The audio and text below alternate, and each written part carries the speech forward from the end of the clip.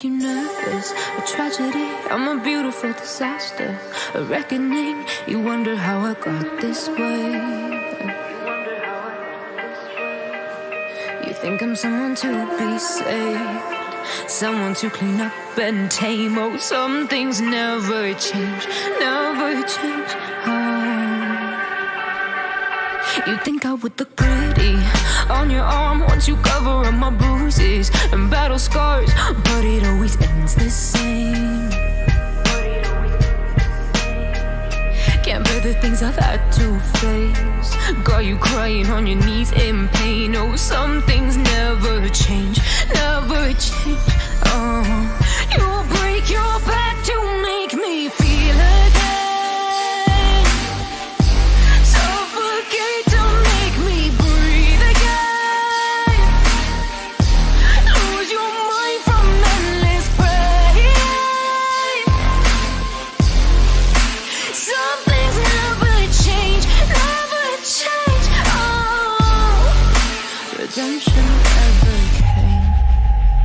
I stopped asking for forgiveness, cause you should know only fools tread where the angels fear to go, but you keep trying to get too close. Save myself by turning into stone, so save your judgment cause you just don't know. But some things never change, never change. Oh, they say I should feel guilty and change my ways, leaving crumpled bodies in my wake. Swear I didn't mean to make them break, but they're so delicate and so mundane, and they keep coming like a moth to a flame. Oh, some things never change, never change. You'll break your back to make me feel again.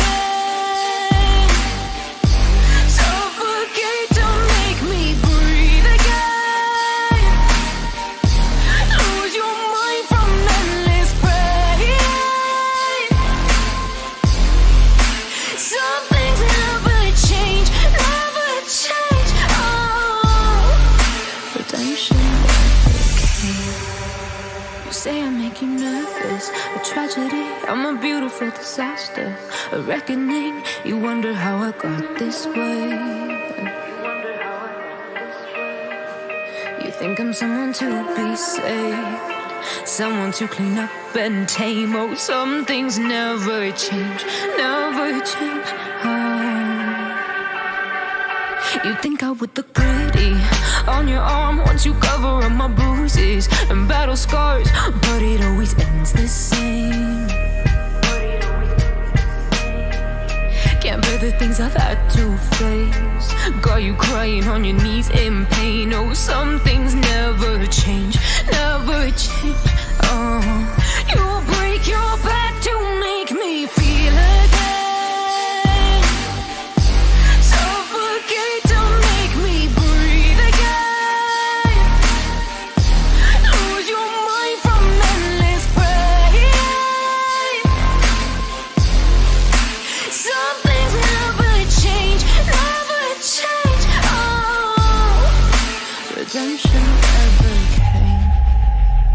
I stopped asking for forgiveness, cause you should know only fools tread where the angels fear to go, but you keep trying to get too close.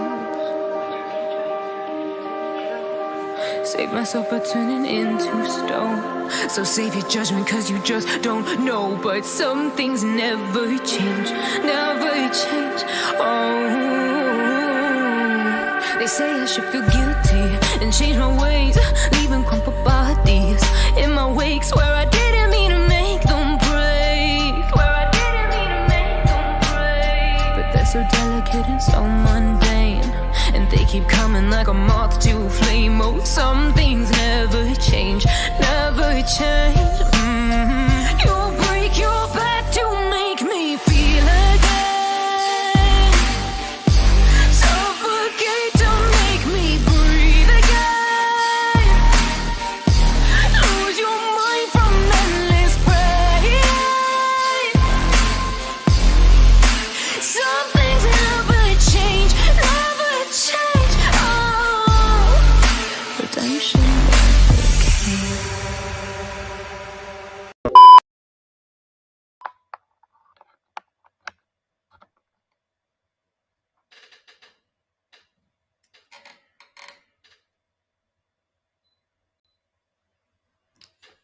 Rather large. Welcome back to Cossy's Arsenal podcast. My name is Cossy. We are back again. A little technical glitch up, there.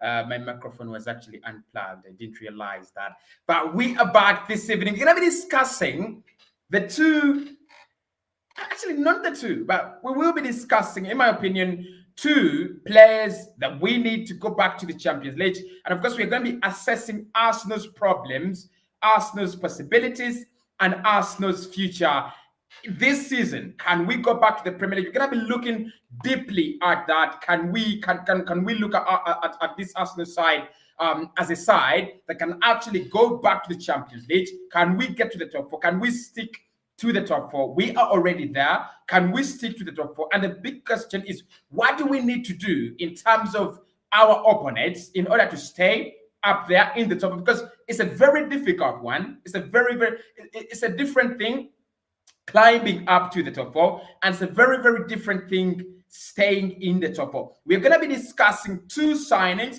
and of course, I will need to get those from you.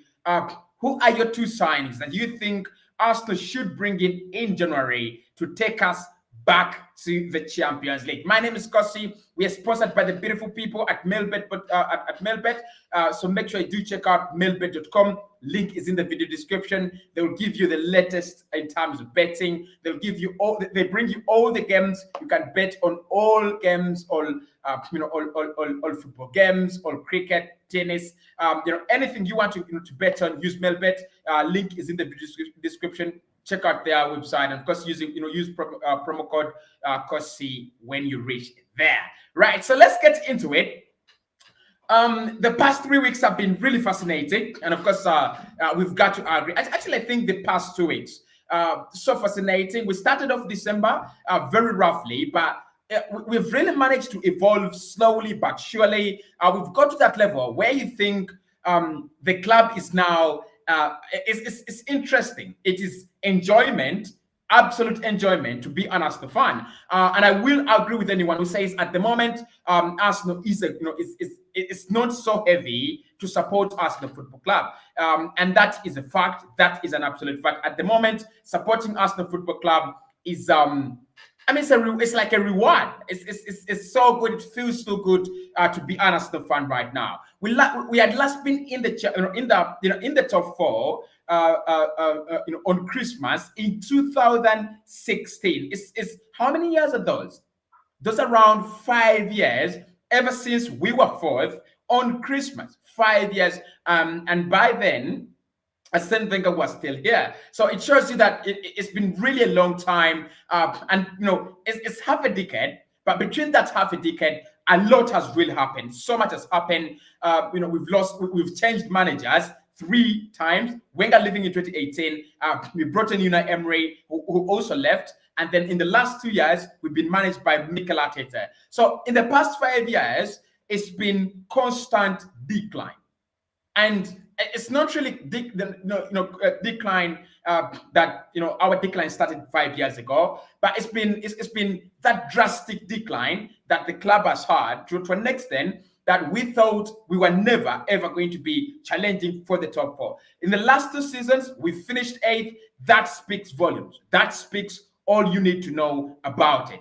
The club finishing 8th in 2 consecutive seasons, and then being so comfortable because we thought maybe Arsenal, would just wake up and we see the big name signings coming. But again, we didn't see that. Maybe it's a very good strategy that they decided to go for Arsenal, the Project Young Arsenal. And that is what we're going to discuss tonight. Should Arsenal panic? Is it time for us to go back to the Champions League already? Or this season is just actually a preparatory season, and maybe our real ambitions should be set in the upcoming season when the squad is fit, full, and really prepared for that. That's what we're going to be discussing. Now, in my opinion, let's start off with where we've been, because if you look at where we have been, there is progress at the moment. The real progress. Like I said, we had last been in a Champions spot, in a Champions League spot in 2016, by Christmas.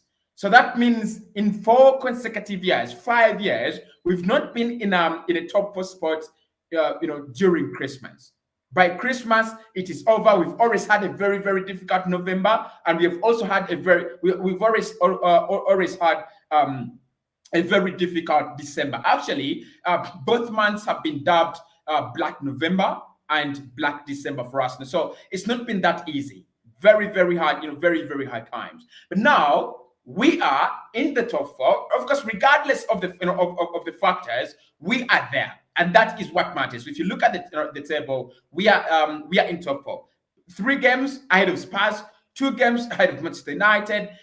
If they win all those games, if they get points out of all those games, they take us down. We go back to 6th, I think, on the table. But for me, that is not what actually matters. What matters is that we are there and we need to keep ourselves there. And that is the point of this video. So point number 1, or question number 1, lads, that we should discuss is, has this Arsenal project arrived to a point where we need to demand, Champions League football?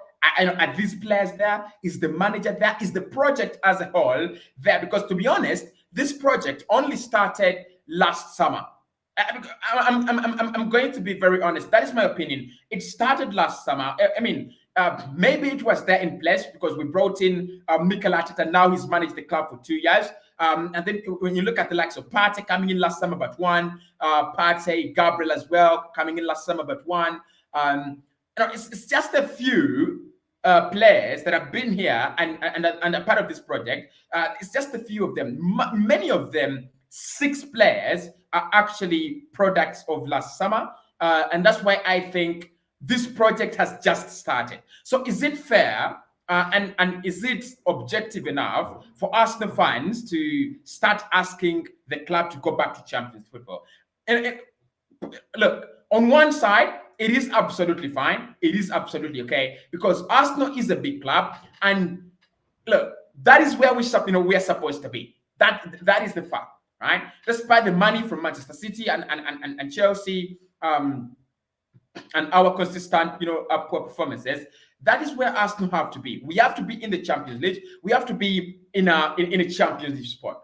But if you look at what has happened in the last 10 years, not even 5 years, but in the last 10 years, the way our squad has been depreciating in quality, the way our squad has been really, really performing poorly, then maybe there is a concern that maybe this Arsenal side should not actually be pressurized to go back to the Champions League. We're having the youngest team in the Premier League. Of course, it is really developing well. The players are having a lot of coordination and things like that. And you would actually be on the side that supports the fact that we are actually doing well. But are we there? Are we there at that moment when we need to demand Champions League football from these players, from the likes of Saka, from the likes of Odegaard, and what should be the realistic target for Arsenal this season? So a group of fans believe that we should be going back to the Champions League. This is a very difficult season as compared to a couple of other seasons. I believe this is a very, very difficult season. One, you have the top 3. You have 3 very quality sides that have already taken up places in 1, 2, 3.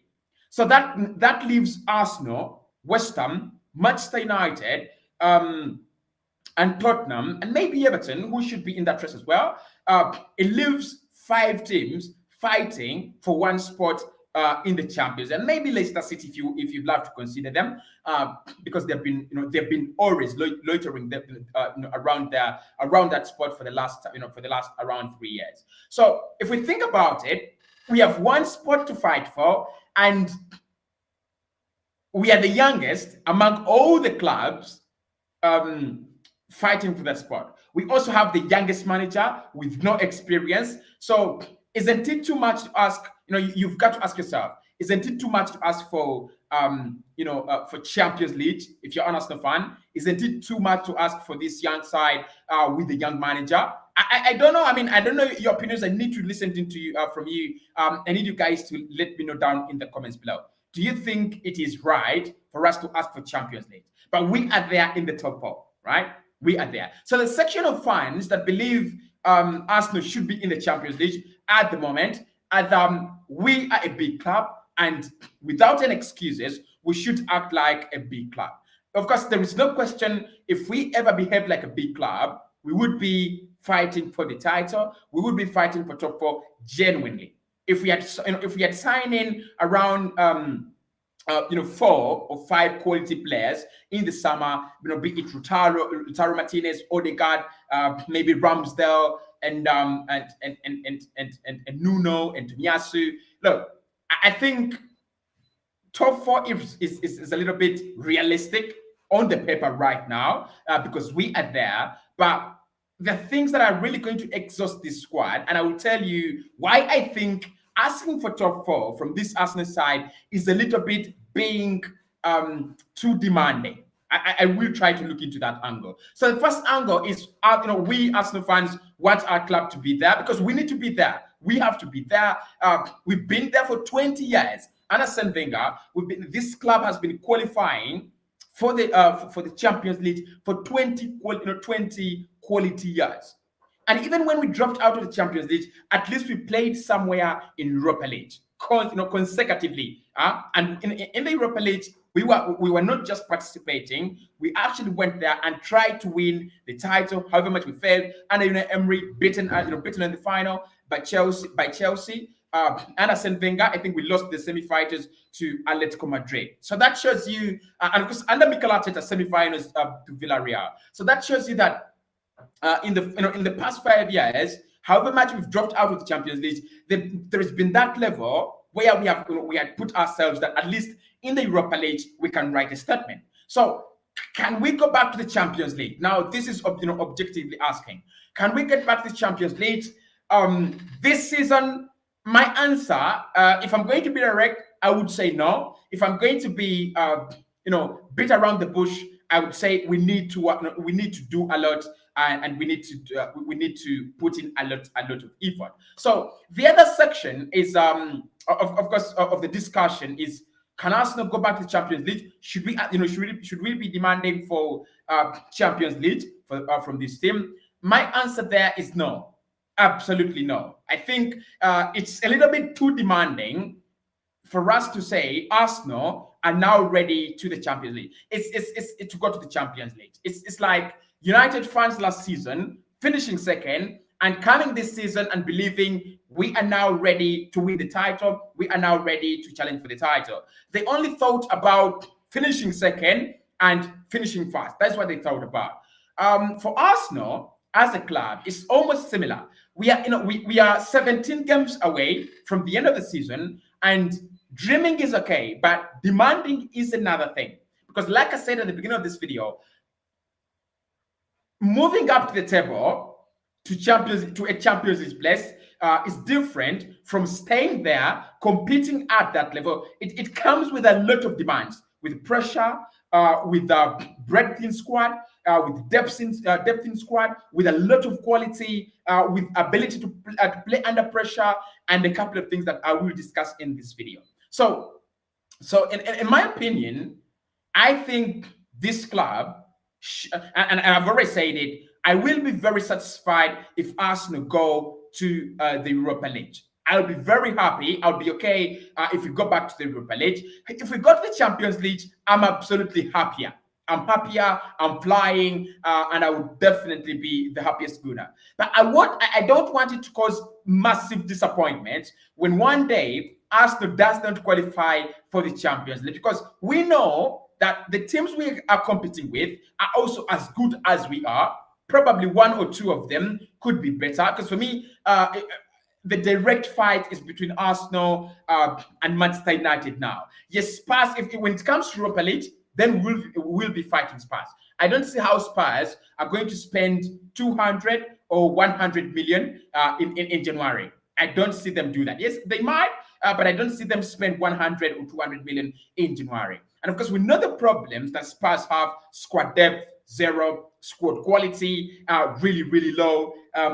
All they have is they have a very, very good manager, and they play in London. At this point in time, yes, they got a point against Liverpool. Anyone's gonna tell me that under very, very difficult conditions, here and there. But Spurs are known to top four contenders this season. I'm gonna say that really, really honestly, they are not top four contenders this season. If they will be top four contenders, it will be next season or next season but one. But this season, I'm writing them off. They are not top four contenders. West Ham as well. They've done well. They've done well. They've started well this season, the campaign well. And at David Moyes, but I also do not see them as top four contenders. I don't see them as top four contenders. Look, they might. Things do happen, right? They might have, they might just, prove to be top four contenders, but I do not see them as top four contenders, and hopefully nobody sees them as top four contenders, because I feel they are not top four contenders. So for me, then that spot genuinely is now being chased by two clubs. A surprise package in Arsenal and Manchester United, who are not really a surprise package. They've got to be there. They're going to be so disappointed that they're fighting for top four and they're only fighting for one place. That is fourth. They will be disappointed. But I think the third place, where Chelsea are, is a little bit open. But if you look at the points between fourth and third, it's around 10, 11 points. So it's a little bit far away. So what we have, if Arsenal are going to go back to the Champions League, what we've got to focus on is what do we do? What do we have to do right? What exactly do we have to do? And that's why I titled this video, two more signings, two urgent signings. We need two urgent signings in January to realize Champions League. This video is going to be very, very optimistic. The demands being a little bit too high is one side of the coin, because look, these players are still young and the chemistry they are trying to build is not yet at that level where you think they are going to they're going to give you these results that we are seeing game in, game out. It might be a different story, honestly. It might be a different story. We might be looking at a side that's going to make mistakes. We might be looking at a side that is going to drop off under pressure. We might be looking at a side that is going to disappoint us at any time, because they are young. Mistakes is how they learn, right? This performance we are saying is not guaranteed. And of course, the biggest example was when we went 8 games unbeaten. Most of us thought this is the time to compete with Liverpool. This is the time to compete with Manchester United. And this is the time to compete with Everton. I'm going to tell you what's happened. When we went to Liverpool, Mikel Arteta, I'm going to give him a lot of credit in that game. He went brave. He put out his team there with the same formation the team is used to, and we lost 4-0. We bounced back against Newcastle in a very good performance. So what happened there was we were playing Manchester United and we were above Manchester United. What do you do in that situation? If we won that game, we would have been 8 points off Manchester United. 8 points above Manchester United. And of course, the upcoming fixture was Everton. But how do you handle that situation when you feel you're closer to getting? It's like winning a lottery, right? There are high chances that if I win a lottery, I won't report back to work. There are high chances, right? So it's like we behaved like a young man who pleads so much, who works so much to get a job, to get a promotion, and then he wins a lottery, and then he doesn't show up to work. He doesn't show up because he believes his time for suffering is absolutely over. The lottery is everything he needed. So I think that is what's happened with Arsenal in that regard. We could have been there. We should have been there. We should have been in Manchester United. We should have been in Everton, but we crumbled under pressure. And also we had that kind of triumphalism that United, they're doing poorly, we're doing well. This is a free hit. It wasn't a free hit. I say that in the preview. United wasn't a free hit. Everton were not a free hit. They were never, those games were never free hits. And if you look at how we have handled the game against West Ham, we treated West Ham with utmost respect. Utmost respect. And we won it comfortably. If we played the same way against United, we could have won the game. If we played the same way against Everton, we could have won the game. So this Arsenal side is still making so many mistakes. It is still disappointing us very, very many times because they are young. Their manager is young. There's so many things that they have not experienced. They have not been in that battle where you're fighting, for the top, for the last spot. Of course, we know Arsene Wenger was a specialist in doing that. Ask Newcastle, ask Spurs. They always tried to challenge him. They never got it. They never got it because he knew, right? And the group of players by then, he had, he was fighting, consistently for top four. Those players, they knew what it means, what it meant to fight for the top four, to fight to go back to Champions League. The likes of Loro Koscielny, I still remember there was a time when Loro Koscielny scored and took us back to the Champions League on deadline day. We were playing Newcastle. That squad that he had, the likes of Peter Cech, that squad that he had, the kind of squads he had, the likes of Cazorla, Wilshere, Ramsey, Olivier Giroud, Lucas Podolski, Messi. I mean, it's a very different brand of players, and it's a very different age of players. Because if you look at them, they had experience, they had an experienced manager, and they knew what to do when I think the only thing they couldn't do was to win the league because their quality was known, that would be too demanding, for the quality of the squad we had. Now this Arsenal side, this young one, this Arsenal side, and why I want to put pressure on this Arsenal side is because squads that have been better have failed to do it. So I'm not going to just come out and put a lot of pressure on this young Arsenal side. Yes, they should, because that is the demand, that is the price of playing for a big brand like Arsenal, right? Here, there must be, in midweek here, there must be Champions League, a Champions badge. Not UEFA Conference League, not UEFA Europa League, but Champions League, because we are that big. We are that big as a club. We are part of the biggest clubs in Europe. We are part of the biggest clubs in the UK, and we're the biggest club in London. So those obligations fall naturally onto the shoulders of these players. But is it time for us to pressurize them? Is it time to say it's a disgrace when we don't go to top four? I do not think so, right? I do not think so. I think it will only be too bad if we fall below 7th, 6th as well. I think top 6 for me. Go back to Europa League. Sail the boat. Try to find better players in the summer to fit in the squad. That should be the strategy. But let's look into it now. What should we do to win a top 4 spot?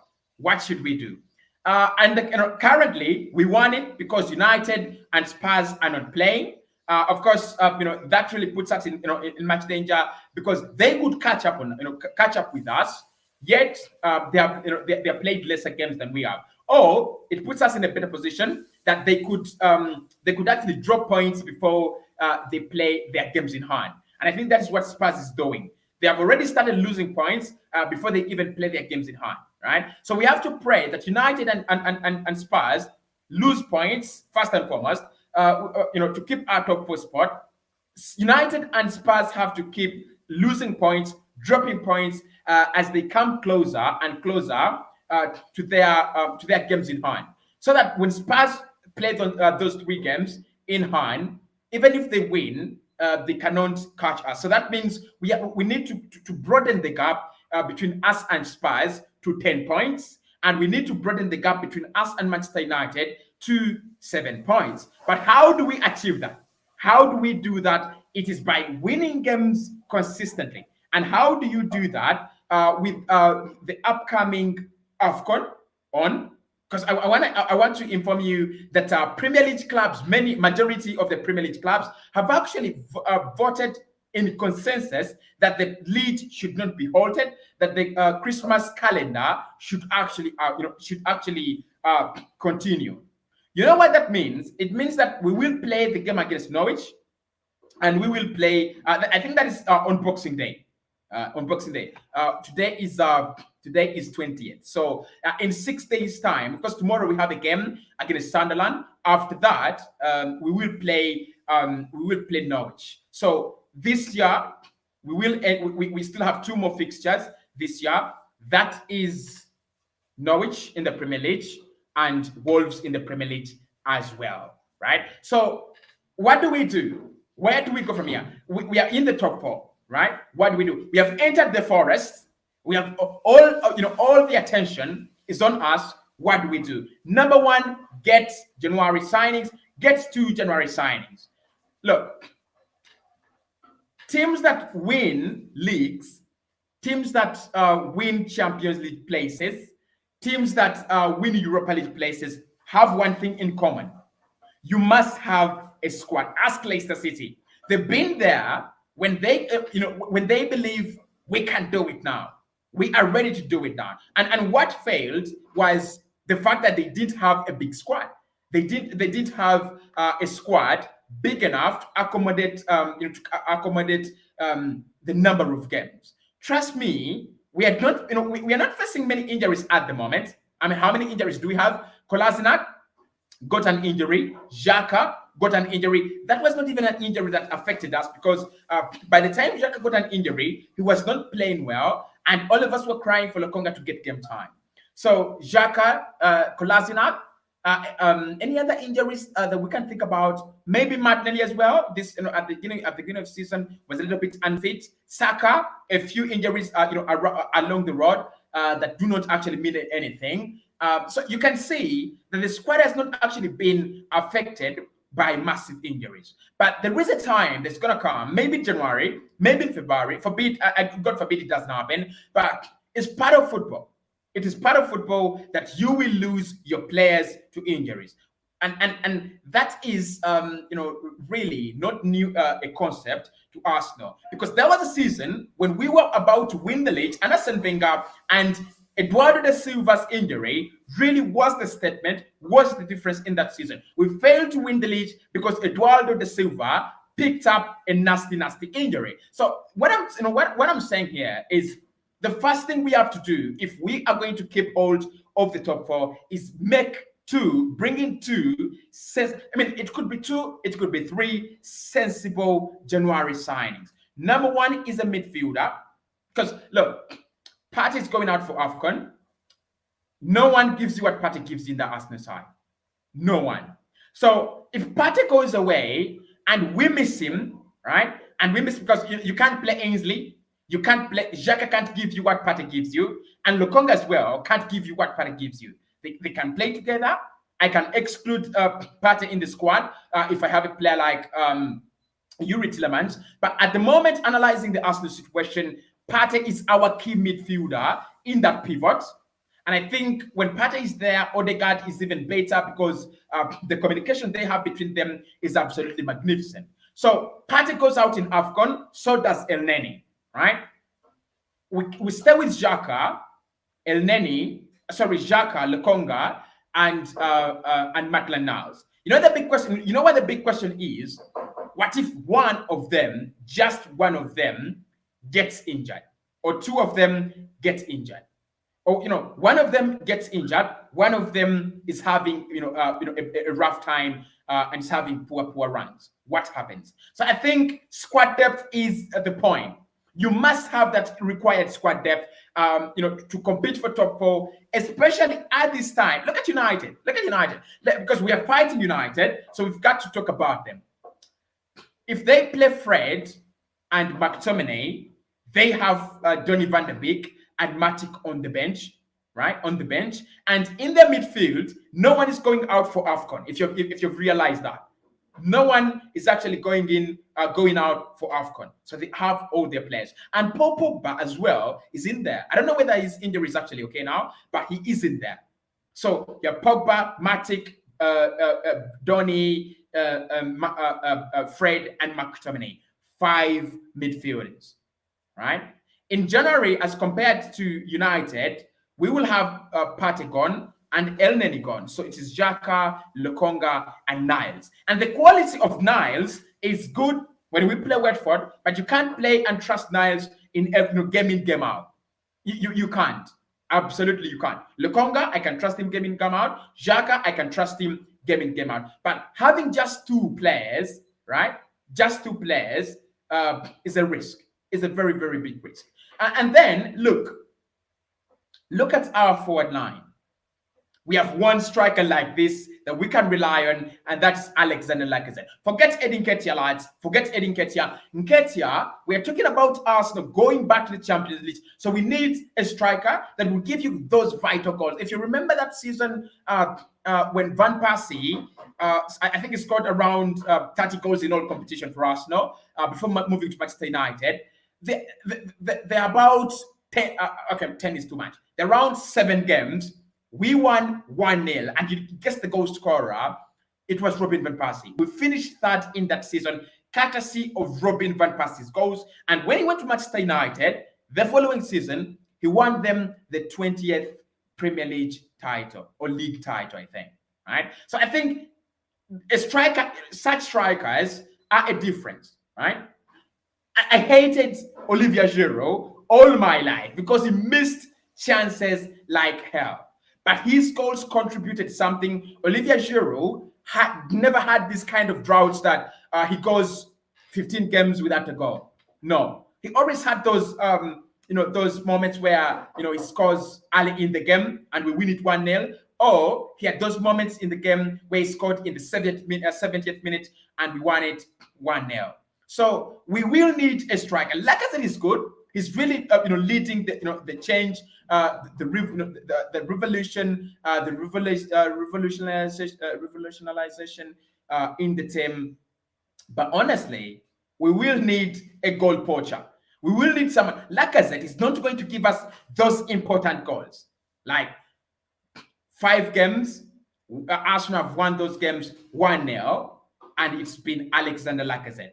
I do not think he is the man. So I think in all the plans, the good thing that is that we already have our plans set. In all the plans we have to think about is getting a midfielder urgently. A midfielder is really, really urgent. And also bring in a striker, because a striker is urgent. Even if we don't bring in a 70 million or an 80 million striker, but if we can get in a player with the potential, if we can bring in a player who knows he can do it, who believes he can do it, that kind of, just look at Olivier Giroud. I think around was it around 10 million or 12 million from Montpellier? And for a player of that money, it's really not the worst, the worst record ever for a player of that money.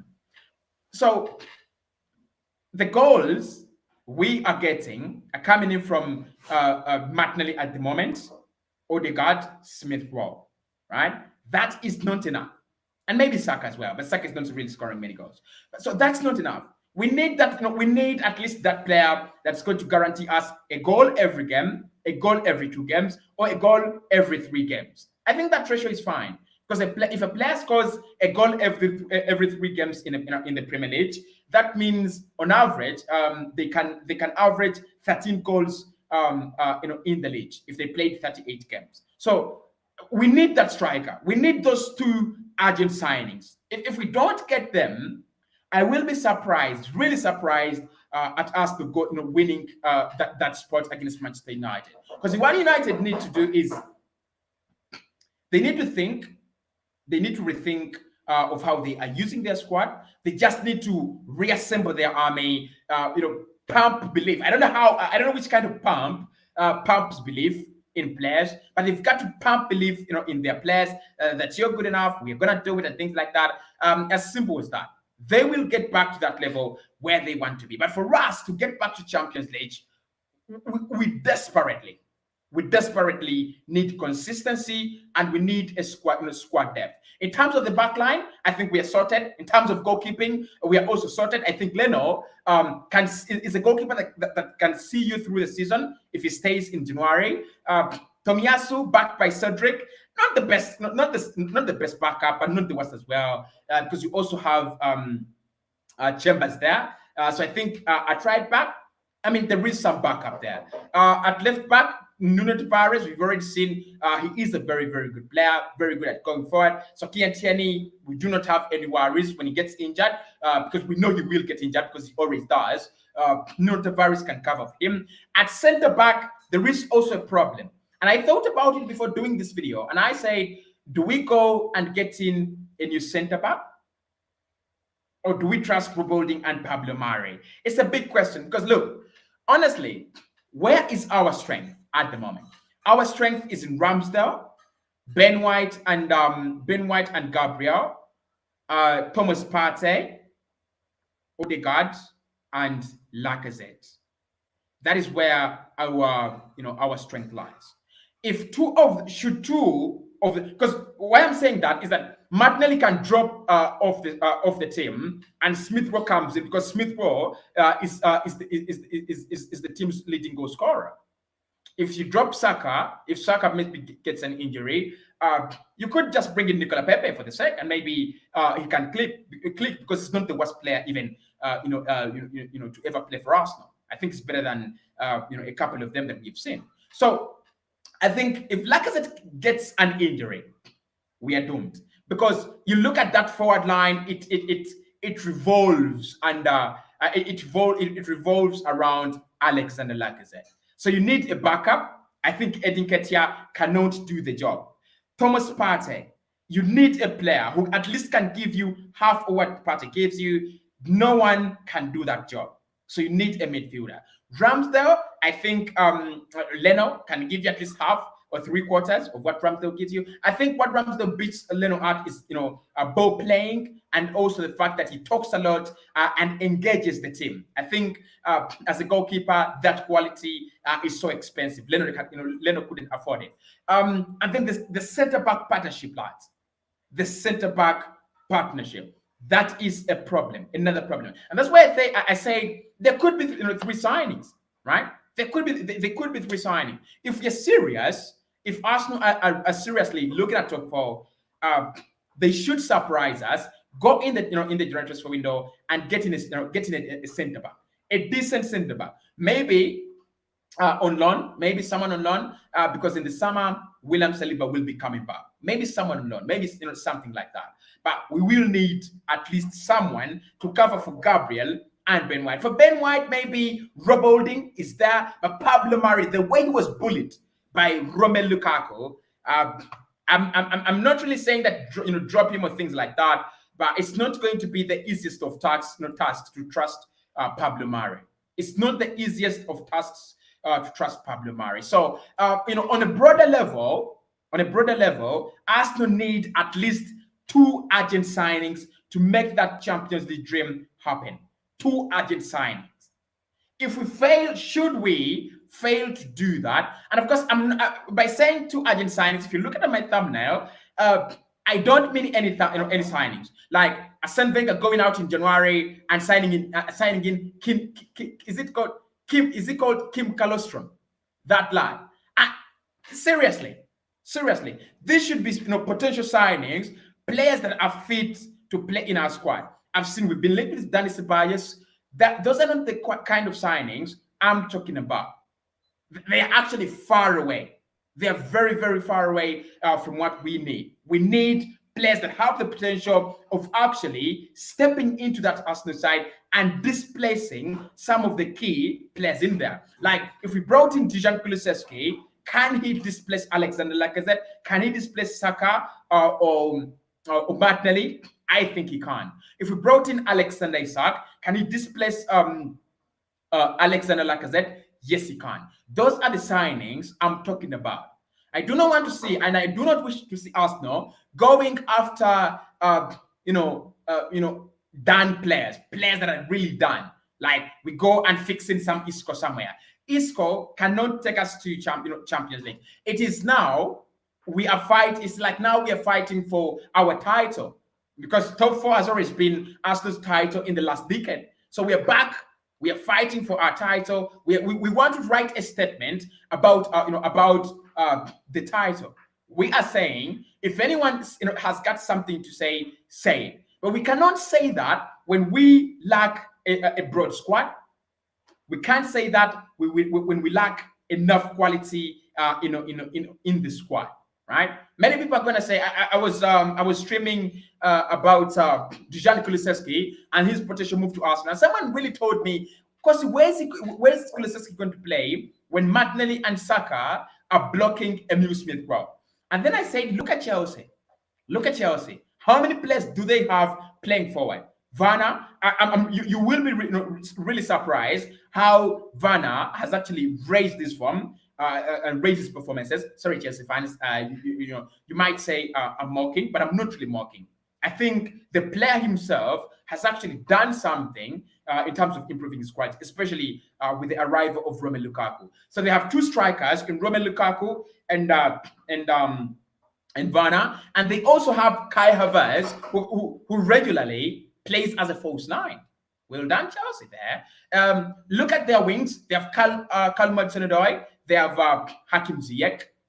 They have Mason Mount, who can also play as a 10 and then as a winger as well. They have a variety. They have a variety. So that is what you need to do, right? Because players fall out of form. Players, by the end of the season, you could see Gabriel Martinelli really off and Pepe is in. I think that is the beauty with the competition, and that's the beauty with a broad squad. We have to prepare. It's a must in football. You always have got to prepare for the unseen. Injuries. Now we are in very, very turbulent times. That the Premier League have said, okay, let the Christmas schedule happen.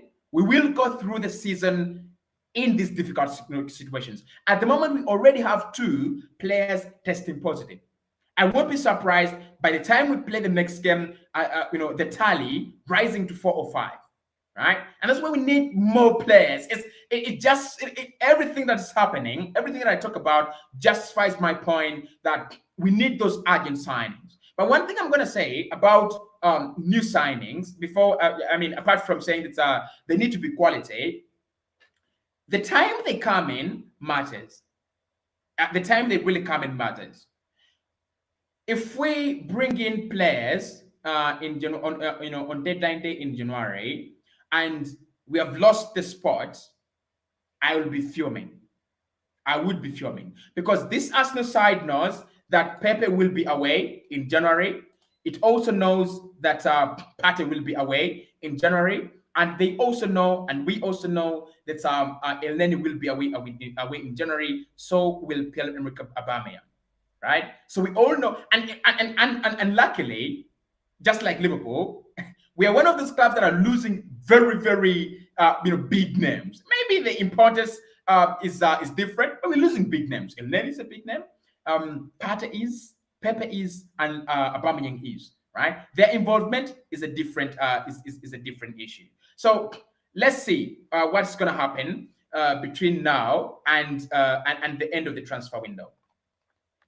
Our next game will be tomorrow against Sunderland at the Emirates Stadium in the quarterfinals of the EFL Cup. We should win that one. Then we will play Norwich on Sunday. Then we will play Wolves on after Boxing Day. We'll play Norwich on Boxing Day. And come on, this is ridiculous. On the 26th, we will play Norwich, and on the 28th, we will play Wolves. So you play today, you rest one day, and play another game, right? After that, we will rest 2 days and play Manchester City. So from January 1st, when the window opens, you have Manchester City. I do not expect any players to be any new players to take part in that game, but on the 9th of January, that will be almost a week. On the 9th of January, then we will play Nottingham Forest in the 3rd round of the FA Cup. This is when I expect that signings have been made, right? This is when I expect the signings. By 9th January, at least one signing should be on that bench. At least one signing. To show our seriousness. And then after 9th January, we will play Spurs. I mean, the games are really, really sparse, which will give us enough time to focus on the transfer window. Very, very optimistic Arsenal content creator there. So, and then after that, we'll play Spurs on the 16th of January. So on the 16th of January, Pate will be away, Pepe will be away, Eleni will be away, and Bamian will be away as well. Any other players that will be away? No. I think that's it.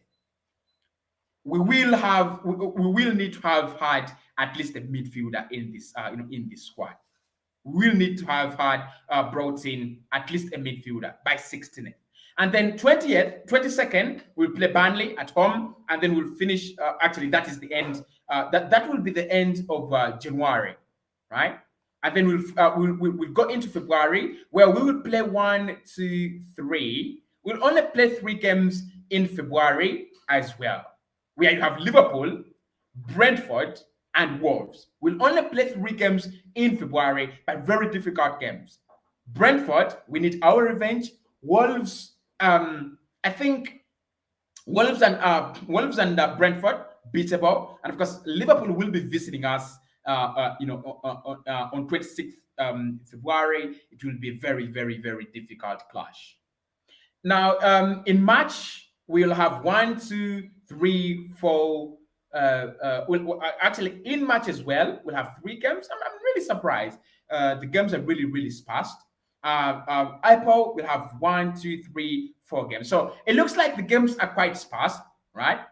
The games are not, are not really won't be coming in thick and fast. The only month that we have to deal with will be December, which we've actually dealt with very well, because so far in December, in 3 weeks, we've played 2.5 weeks actually. We have played 5 games. So games have been really coming in thick and fast. So I think the whole point is that if we can add something, some new players, some new faces, some new energy to our team, we are good to go, right? I'm not going to mention names, because we've spoken about names, and tomorrow we'll be speaking about names who needs to join and what. But consistency is going to be very key for this Arsenal side to get into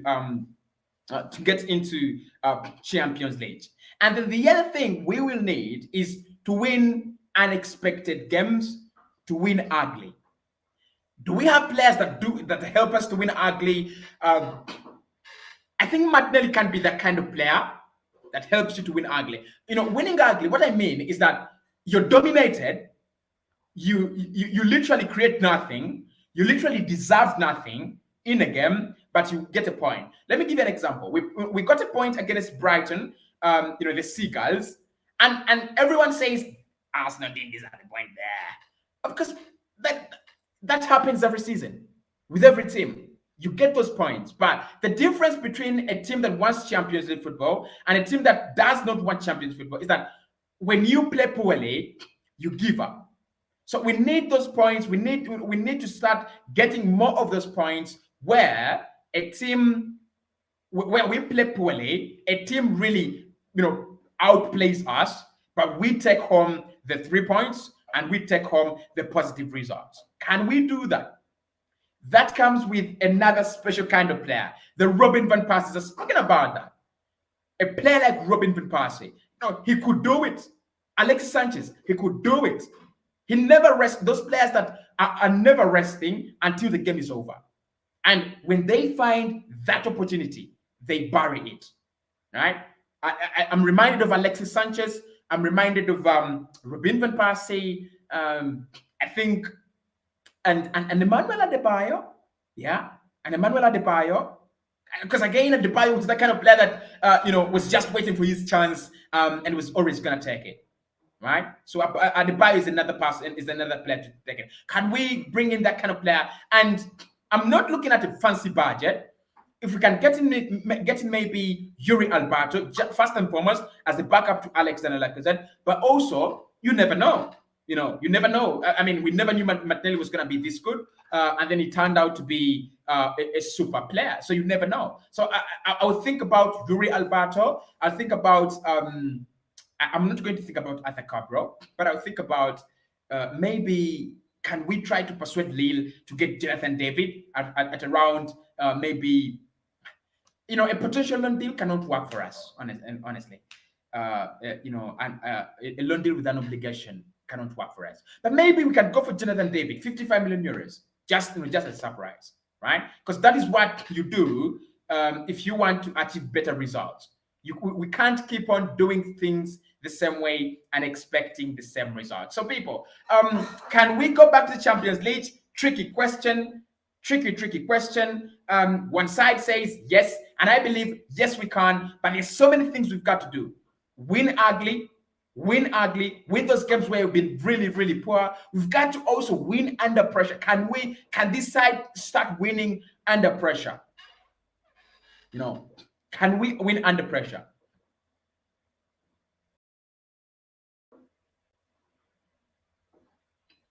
It's a big question whether we can win under pressure. Because I'm just imagining it is 5 days to go, and we are on level points with Manchester United, and we are only leading them by a goal difference of 5. That means you have to win each of the last 5 games.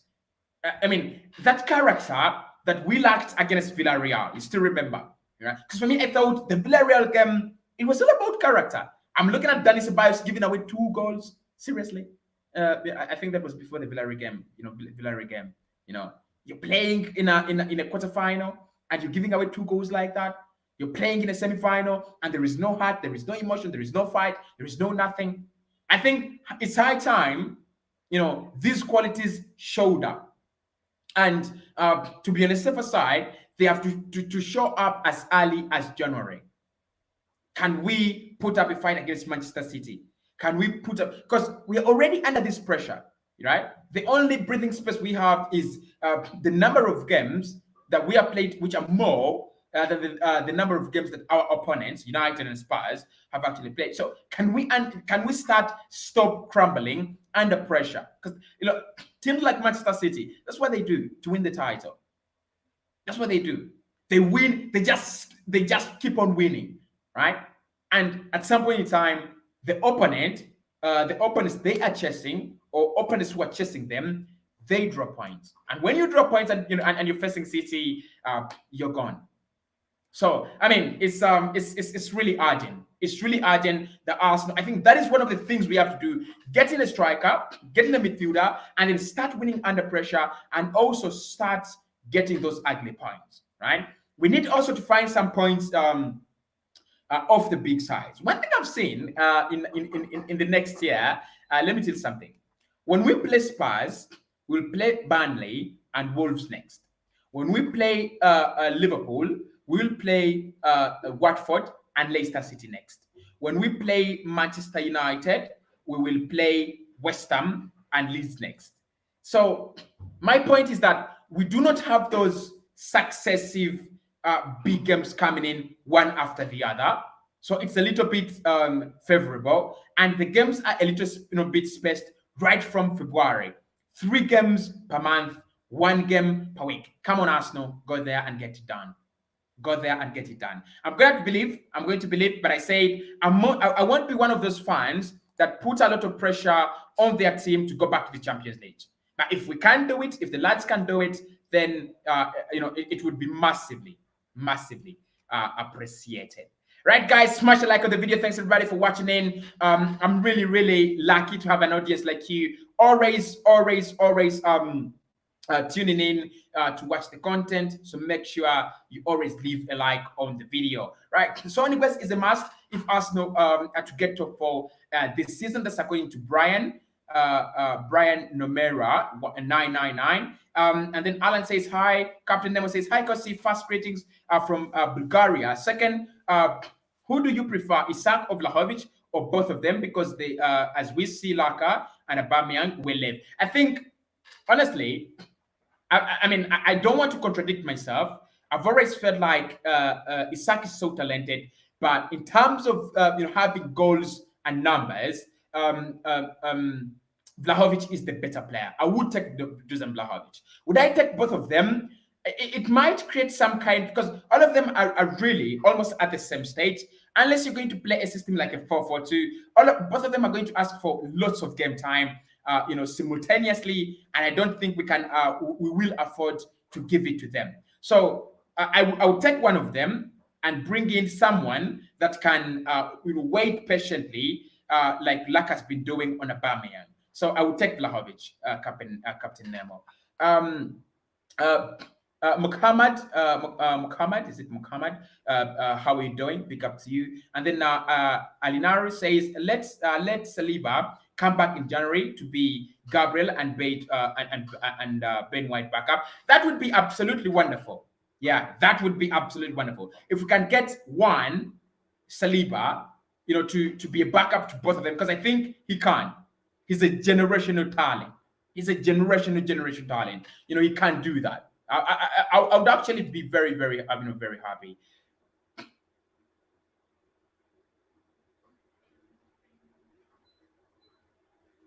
Um, um, um, Glenn told me there is an echo. Why is there an echo? Sorry for the echo, Glenn. Thank you so much for the video, but I really didn't. Eh? Bell, I want to answer that. Big up to you, Bell. And then Rich says, "Can we plan on our meeting? I wish. I love you, man. Thank you so much, Richie. We should plan. I mean, just hit me on WhatsApp." Frederick says, "Our manager is a novice. We can't make it to four. When the pressure mounts, he will crumble with the team." That's what I'm saying. That's what I'm saying. Can we prove to be better than that? Can we prove to be a little bit, better than that? That's the big question. How are you doing, Francis? I mean, my mic has an echo. I don't know how that came about. I don't know how that came about, really. But I'll try to fix that in the next video, right? I'll try to fix that in the next video. Okay, any more comments that I could look at? Mohammed says, and I was disappointed by Josh Kroenke, how he outcast our former captain Aubameyang for its racism. I don't know whether it's racism, really. I don't know. Rick says, "I guess general transfers, if they go successful, we can make it for the Champions League. Considering Manchester United have a very, very bad season. Do you think Vlahovic will be great in the Premier League?" I think, look, honestly, let me tell you something. I think the best move for Vlahovic would be from Fiorentina to a club like Dortmund and then to Arsenal, right? Or to the Premier League. Honestly, I believe that. But do I think he can succeed in the Premier League? I think he has the qualities. Of to succeed in the Premier League, but you might not just anticipate that. Right, you might not just anticipate that, but I think he can fit in the Premier League. He can fit into the Arsenal project, right? He can succeed in the Premier League, because if you look at some of the signings that we've made, the likes of Odegaard, Odegaard and Vlahovic, where is the difference? Really talent. They're all feeding off their talent. They're not. Do they go to the gym? I don't. I don't know right now. I was stripped off the Cossy channel like Auba at Arsenal. Not really, Glenn. Not really, Glenn. Oh my god. Oh my god, Glenn. Not really. Absolutely, that is not true. That is not true. That is absolutely not true. Shows between you, and me, Glenn, should be backward. No. Oh my god. Oh my god. That comment. Should be highlighted. And this is what Glenn is saying. I was stripped off the Cossy's channel like Auba at Arsenal. No, Glenn, that is absolutely not true. That is absolutely not true. I disagree with that. 100%. I disagree with that. And then Captain Nemo says, because Serie A and Premier League are totally different. Yeah, I mean, look at it. And I think that is not an excuse. It's an excuse that at times, as fans, we use all the time. But for me, it should not be an excuse. Clubs always sign players from different leagues, and they come and work out in leagues that are even weaker than the Serie A, and these players work out. So for me, it's an excuse that that we shouldn't really be using, Captain Nemo. If it's coming from Serie A, should I say it? Thierry Daniel Henry came from the Serie A. So if he's coming from the Serie A, that means, he's coming from the footsteps. He's taking the same path as Thierry Daniel Henry, the legend, right? But anyway, you have a point though. You have a point that at times these leagues, especially the German Bundesliga for me, has been producing some good players, but when they come to the Premier League, most of them do crumble, right? And the Spanish league as well. But I mean, there have been some successful scenarios and cases from the Italian Serie A to the Premier League. Thierry Henry, like I said, is one of them. Now, and of course, you have to think about the likes of Ferreira, where things didn't work, didn't really work out. And I would really take that, right? I would take that. Okay, let me see. Musa says, Cossy, you are doing a great job for giving us all things concerning about Arsenal. Thank you so much. Rich says, I wish Arsenal gets Osimhen. He's a very good striker. He's not a good striker. He's a prolific striker. I love him. How I love Victor Osimhen. You know, Napoli took that lad in the same campaign when we wanted him, right? And I think it was our weakness because if the level at which Victor Osimhen is developing, of course, we've talked about in depth about his journeys, his travels. I mean, he should be. He's traveled a lot. He should be writing memoirs, absolutely. But I think we've talked about Osimhen. For me, he's that kind of striker, tested, talented, strong, prolific, clinical. If we got Victor Osimhen, I could be deluded. I could get deluded. I could even write Arsenal on the league, right, in January. I could. Leonard says, can Greenwood, come to Arsenal? Can I be realistic with you? 99% no, 1% yes, because anything in football, anything can happen in football. But honestly, I do not see that as one thing that just happens like that. I don't see that. I don't see that that as something that just happens like that. Honestly. Jess Hare says Renato Sanchez in January. Francis says hi, Cossy, great job. Thank you so much, James and Francis as well. Captain Nemi says, first when I tried the money, when I had the money from Fiorentina, the money Fiorentina want, I was scared that Dusan can be second Pepe, too much cost and zero performances. That is where football is now, Captain Nemo. That is where football is now. It's gambling, right? Transfers are a gamble, right? Transfers are a gamble. You no longer have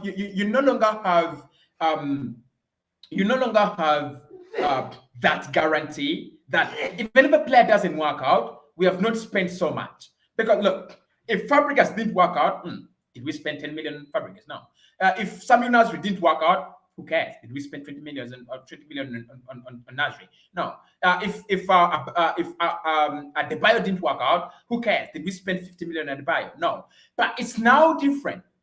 You've got to spend huge amounts of money, right, on a gamble. Because I've already said this, and I'll say it: every transfer is a gamble. Even when you buy Ronaldo or Messi, it is a gamble, right? So the fear that you're putting across, Captain Nemo, is well understood, right? But that fear has been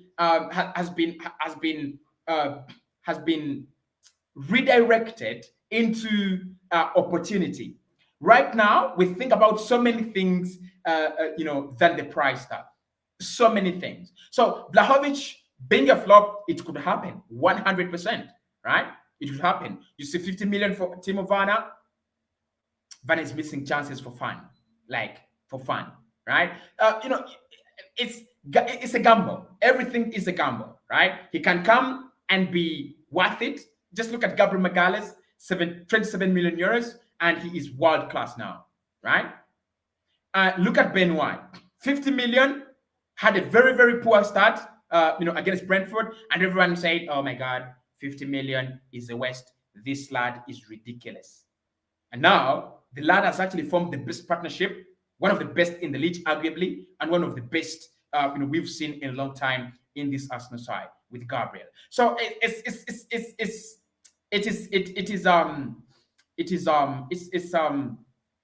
a gamble. It's a gamble. It's not a guarantee. transfers are never a guarantee. Absolutely, they never guarantee, Captain Nemo, right? And then Captain Nemo also says that if we sign Kulusevski, you think Kulusevski will play if we sign him because Saka is the one on the right, Martinelli or Smith Rowe on the left. Like maybe he will be a substitute player.